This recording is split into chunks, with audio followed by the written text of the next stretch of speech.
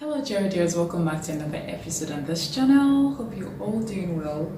Alright, so today we're going to be doing the MDCN series, and this is the first episode, so you are welcome. Now, in case if you don't know what MDCN is, it's the Medical and Dental Council of Nigeria, and it's a board that's responsible kind of for the licensing of medical graduates that studied abroad and want to practice in Nigeria. Yeah, medical and dental graduates. Usually you hear, oh, MDCN exam, MDCN exam. That's for doctors who studied outside Nigeria and want to practice in Nigeria. So before you're able to practice in Nigeria, you have to have a license to practice. So for fresh doctors who studied abroad, when you come back to the country, to Nigeria, you intend practicing in Nigeria, you have to write the board exams. When you write the board exams and you pass, then you'll be given a temporary license. And the temporary license, from my most recent information, is it lasts for 2 years. So after 2 years it expires. So normally you're supposed to write the exam, pass, get your license, and then do your 1 year compulsory housemanship. Then after that you can go on to other things, and after that your license is kind of, now should I say, permanent, something like that. Yeah, I'm not sure right now if you have to renew it continually here, but yeah, your license is kind of, yeah. So I'm going to talk about the MDCN exam, and I hope you get 1 or 2 things from this that's going to help you, that you're going to find helpful, especially if you're a medical graduate that studied abroad and you intend writing the licensing exam here to practice in Nigeria. So yeah, let's get into it. So the first thing you want to do, of course, after graduating from medical school and having your certificate, is that you want to do the EPIC registration. EPIC stands for Electronic Portfolio. I think I'm going to put the full meaning down here. I can't remember exactly the full meaning, but we'll call it EPIC. So you have to do the EPIC registration, and this is a requirement from MDCN, because you can't submit your documents for registration for the exam without doing the EPIC registration. So you have to do that EPIC registration online. So about the EPIC registration, here are some steps that you have to take. It's like a stepwise process, one after the other, but I advise you first of all to make sure that you go to the website, read the instructions, read the process. It's very self-explanatory, is that the word? It's very user-friendly, the website. So you read, it tells you step by step what you should do, so that you know what to do and what to expect. So one thing I advise is, like, you should have your document ready before you start the process, because some of the steps in the process will require you to do things immediately, like following each other. So have your documents ready, read about the requirements for the document, how they want it. The document you're going to need initially is your international data page or your international passport, and then you need a passport photograph. So of course you know how what's it called, official stuffs are. Passport photograph, it has a specific background, they have a specific part of your body they want to show, of course your face, and then like kind of halfway up here, and then your hair, your face should be okay, things that they can recognize, yeah. And then it should also be a certain size, dimension, and all that. So just go to the site and read that properly, because I may not be able to explain all of that detail, but I will kind of run through the steps as much as possible. So the first step for the EPIC registration is that you have to have your documents, like I said, ready. And the first thing is that you want to open an account, an EPIC account. So you have to have your own, for you to be able to do every other thing on the platform. Excuse me, for you to open the account, it costs $125, as based on my most recent information. So you need your, as I said, international passport, a data page of your international passport scanned, and then a scanned copy of your passport photograph. Of course, it's going to be electronic copy anyways of your passport photograph. So in the appropriate dimension and requirement. So those are the first two things you're going to upload to the site for the registration, and as you're doing that, you're also paying for the registration for opening the account. So after that, when that's done, then you have to wait for them. See, I advise that if you're writing this exam, you should start like pretty early, like months before the closing date of the exam. So let me not skip things, let's go step by step. So because it's a bit of a process, like it takes a few days, weeks, and yeah, sometimes months, depending on what it is, but within weeks actually you should be done with the whole registration process. So back to the EPIC registration. Once you open the account, you've paid your $125, and then you upload your documents. That all of that happens together. You can open the account, like upload documents and then not pay, or pay and not upload. It's not possible. You have to do both of them together. So that's why you have to have those documents ready ahead of time. Then after that, you're going to wait for them. They'll get back to you. Of course, they're going to verify to see if the passport is the way they wanted. That's your scanned passport, international passport, if you did it the right way, because they have requirements for that. Then also they're going to see if your passport photograph is okay. They have requirements for that also. So if it meets the requirements, then they'll send you a message telling you that, oh, we're good to go, stuff like that, and then you can now go on to the next page and next step. So you're going to download an EIF form. And so this is a stepwise process. So that's why I advise that you go to the site, read it fully, the whole step, so you know what you're going to do next after the previous thing you did. So after that, the next important thing I think I want to say is uploading of your sorry about the noise. Uploading of your certificate.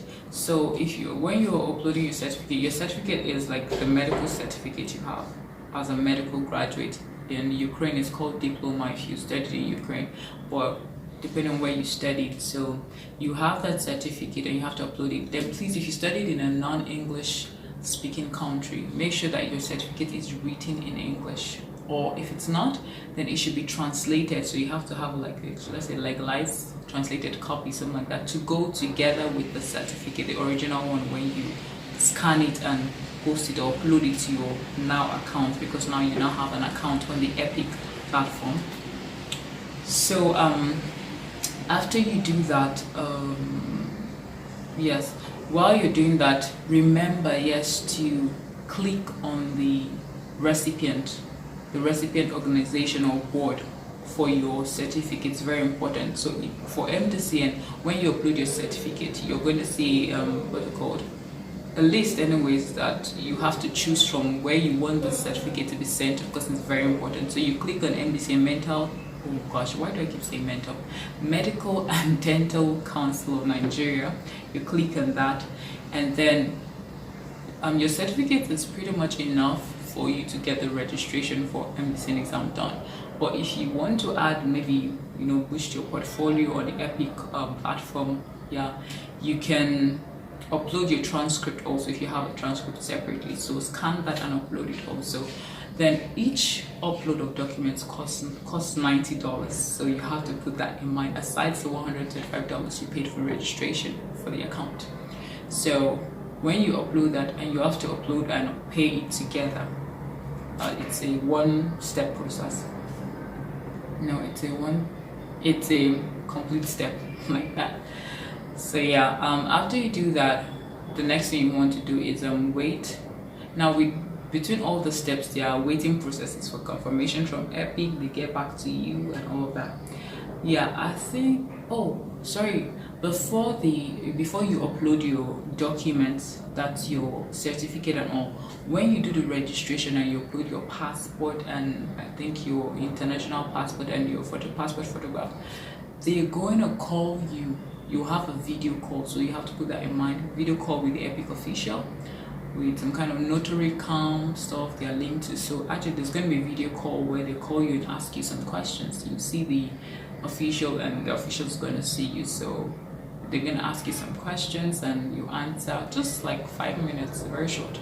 and then that's so you have to keep communicating with them, give them an active email address, like you have to keep communicating back and forth.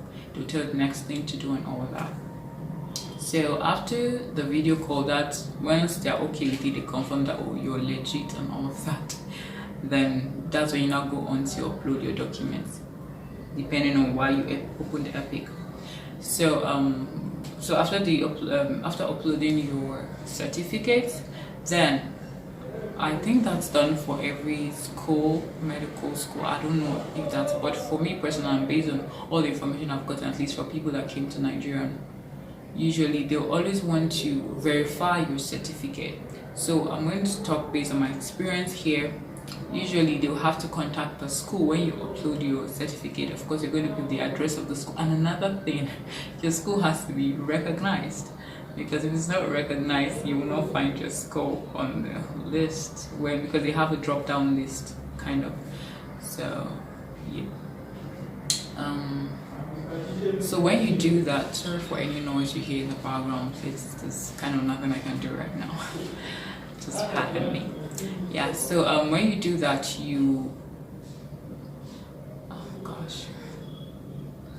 when you upload the documents, yeah, so they have to contact your school, and then your school's going to get back to them, you know. So now some schools, you have to pay some money for the verification of your certificate. I don't know why, but yeah, for my school I had to pay some money for verification of certificate. It was about $30. So gratefully I contacted someone in the school. That's, sorry to cut this short, that's nothing. You can do this Epic registration before you leave the country where you study. You get, so provided you have graduated, you already have your certificate, so within the time you get your certificate and you actually leave the country, you can do the Epic registration, so that it will save you some kind of stress. I know there's an online registration, but I didn't do mine while I was in Ukraine. So when I came back, that's when I did mine. But gratefully I had someone in Ukraine to help me, so they went to the school administrative building to go check up for me if my name had appeared, because the first thing, I think Epic is going to send your name to the school, you know, to like a request that please verify this person's certificate. So when they do that, your name is going to appear somehow on the schools, whatever, and then I had to ask the person to help me check up with them. So once the person checked up and I was told that my name had appeared, like the request from Epic had gotten to my school, so I had to pay money to the school for them to process the whole verification thing. So of course I sent money to the person helped me pay and all of that.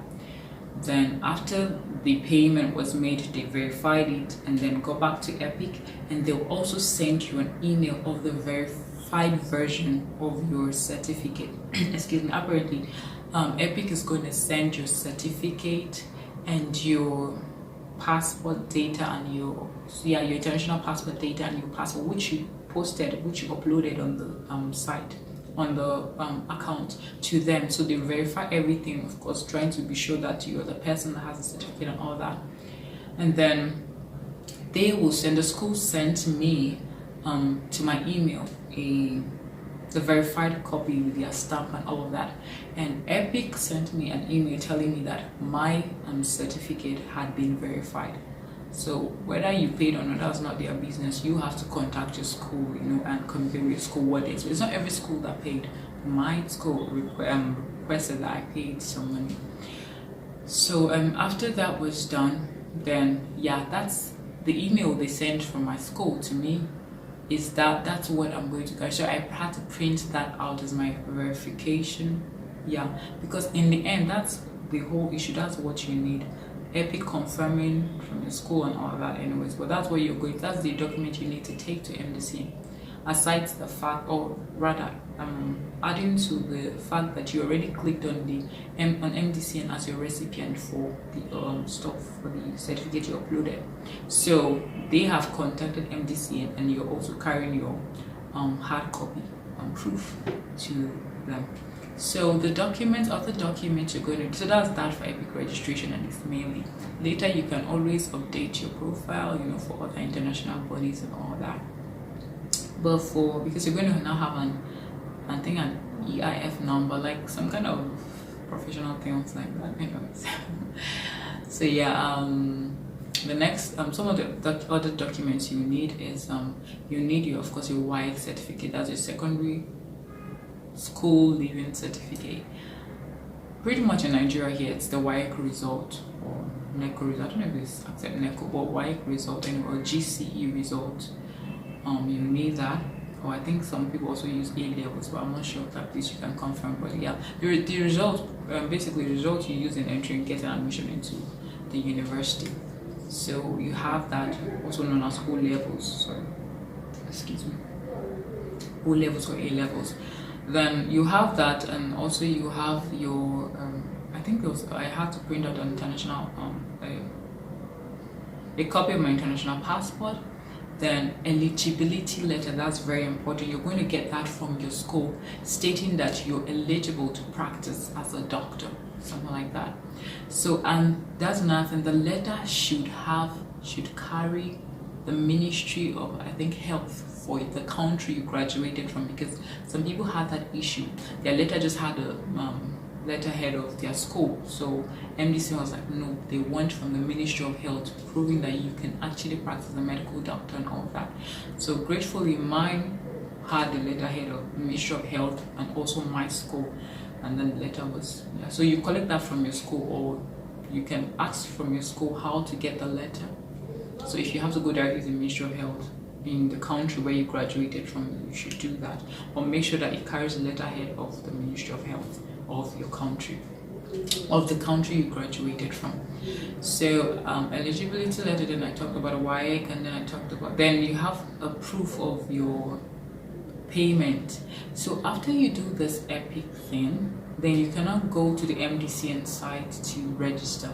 So when you go to the MDCN website, you should pay online. There's no hand payment, but I think there's also a payment to the bank directly, but you still have to do it online and get some kind of I think some number or so.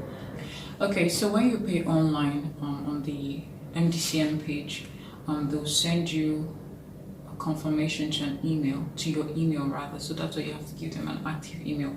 I'd like to be something that you can easily access.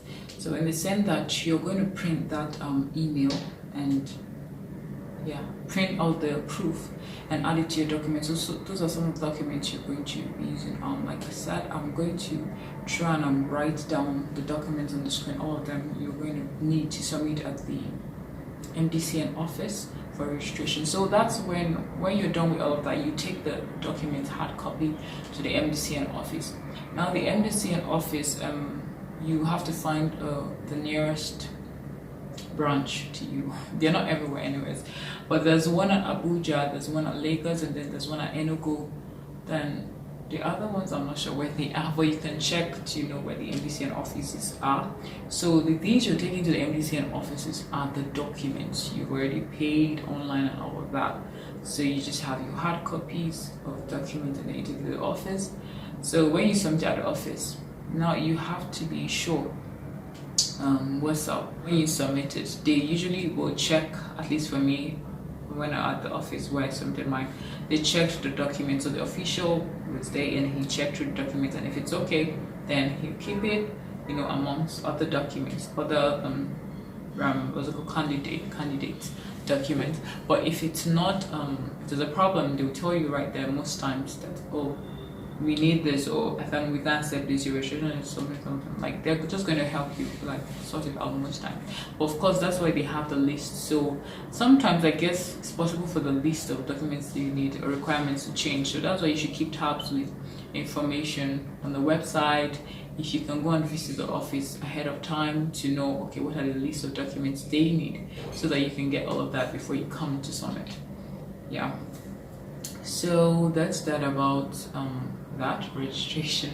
So you just have to wait and hope that everything is okay. Because for me, it was like there was no confirmation that told me that, oh, your documents have been checked and then they're okay, blah blah. So I was kind of just praying like, okay, Lord, I'm hoping that this is it. I'm hoping that my documents are okay. They don't have any problems, don't have any questions and all that. So yeah, those are basically, and of course I think I mentioned already that you should download the form from that's the MDCN registration form from the website on MDCN and fill it correctly. And then you also need passport photographs, recent passport photographs. I think they asked for 2. So yeah, but just know what the requirement is for the set you want to register in, so you know the requirements so that you can take all of that along with you. So now that you have registered for the exam, you're just going to wait and continue to study for the exam. And before the studying, usually there's a deadline for the registration of the exam, so whatever document and everything you're submitting and all that should be done before the deadline for registration.